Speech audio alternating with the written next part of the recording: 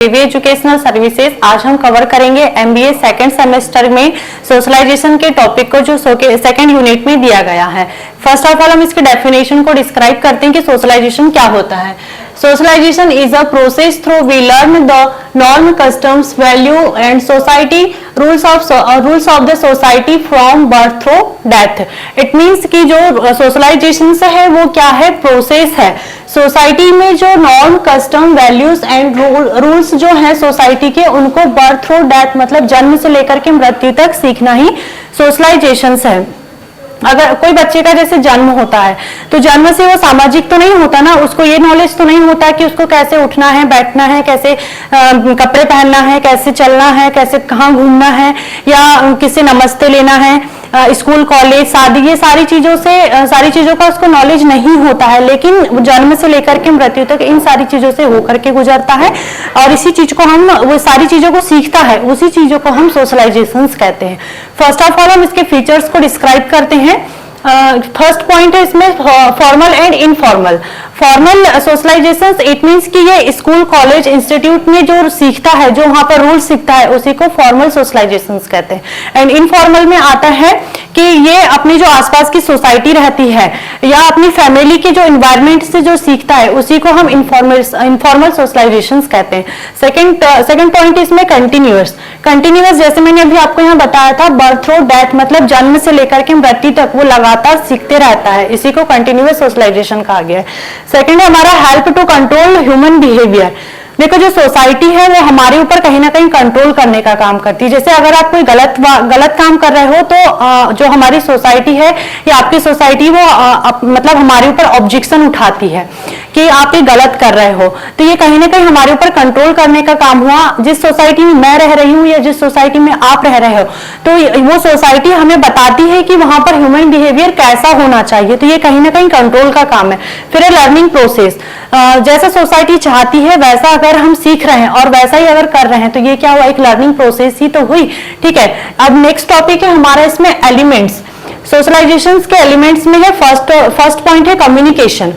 Communication देखो, अगर किसी सोसाइटी में कम्युनिकेशन ही नहीं हो पाएगा तो सोसाइटी बन ही नहीं पाएगी, क्योंकि कम्युनिकेशन से ही तो हम एक दूसरे से सीख पाते हैं।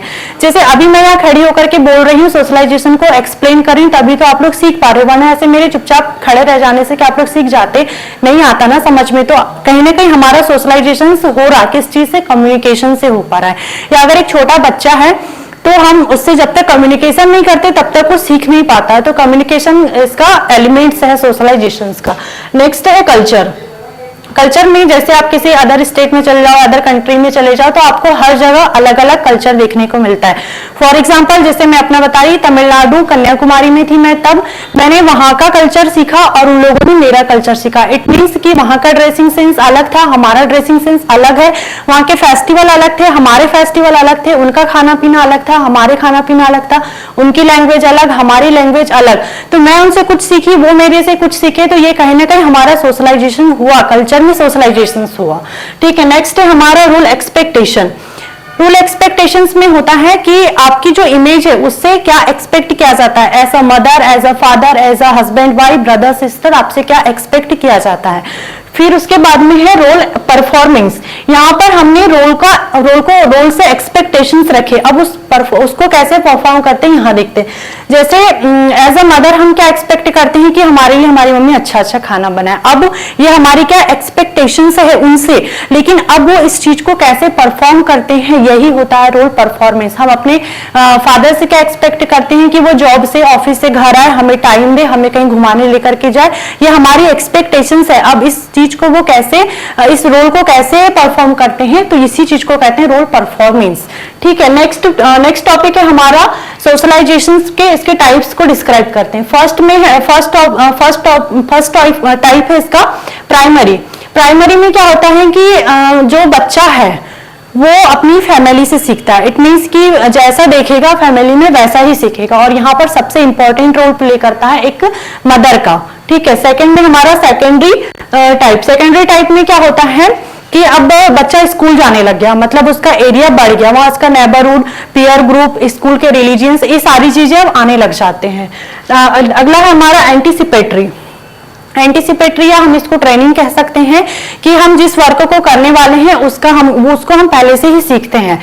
जैसे वो होता है फॉर एग्जांपल आर्मी वाले हैं या टीचर बीएड डीएड वालों को गेस्ट टीचर में लिया जाता है। क्यों लिया जाता है कि वो आगे चलकर जब स्कूल में पढ़ाए तो उनको पहले से इस चीज की वो ट्रेनिंग दी जाती है, एंटीसिपेटरी कहा जाता है इसी को। या अगर किसी लड़की की शादी होने वाली है तो पहले से ही साड़ी पहनना, खाना बनाना, ये सारी चीजों को सीखती है, इसी को एंटीसिपेटरी सोशलाइजेशन कहते हैं। अगला हमारा रिसोशलाइजेशन। रिसोशलाइजेशन मीन्स कि पुराने व्यवहार को छोड़ करके नए व्यवहार को एडॉप्ट करना।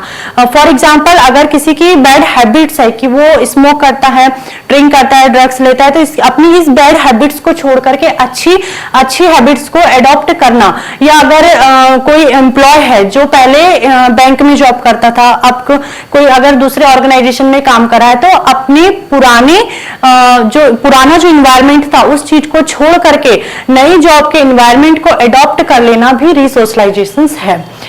एडल्ट सोशलाइजेशन मतलब कि हम इसमें क्या होता है कि समय के साथ सीखते हैं। वो कहते हैं ना कि उम्र के साथ में समझदारी आती है, उम्र के साथ में चीजों की जानकारियां होती है। तो वही चीजें कि इसमें हम एज अ मदर क्या सीखते हैं, as a father, as a citizen, ये सारे रोल टाइम पीरियड के अकॉर्डिंग सीखते हैं। इसी को एडल्ट सोशलाइजेशन कहते हैं।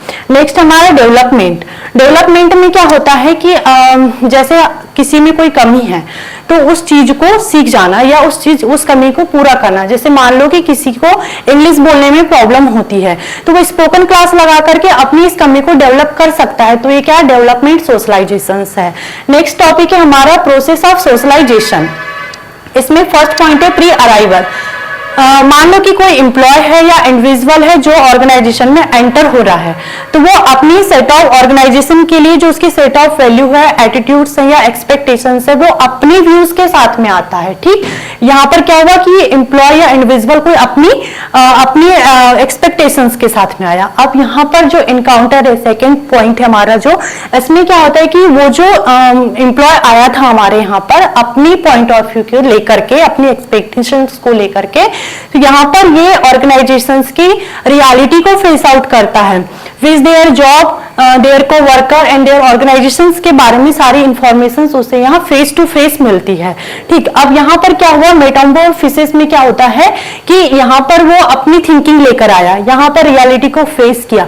फिर यहाँ पर क्या होता है, थर्ड स्टेज, लास्ट स्टेज है ये। यहाँ पर ये होता है कि जो एम्प्लॉय है वो जॉब की या ऑर्गेनाइजेशंस की सारे उसको मतलब उसी इन्वायरमेंट को एडॉप्ट कर लेता है, उसमें वो कंफर्टेबल हो जाता है। ऑर्गेनाइजेशंस के जो रूल्स रेगुलेशन है, नॉर्म्स है, उन सारी चीजों को एडॉप्ट करके वो उस जॉब के साथ में कंफर्टेबल हो जाता है।